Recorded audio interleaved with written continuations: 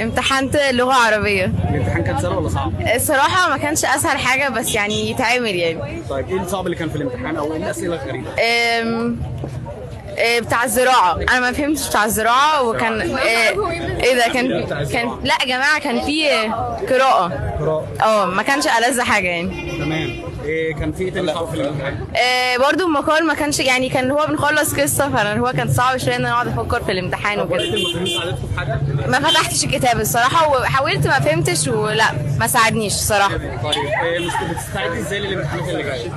لا انا كده خلصت امتحاناتي الحمد لله، بس خلصت بالتوفيق ان شاء الله. احنا مواطنة ولغة عربية والدين بس. انتوا نظام تربية قديم دين. يعني؟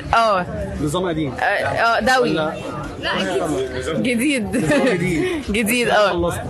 بس يعني يمكن نشوفكم في شهر اغسطس، هنكتشف بقى لو هننجح ولا لا. ان شاء الله لا يعني. بعد الشهر. بالتوفيق.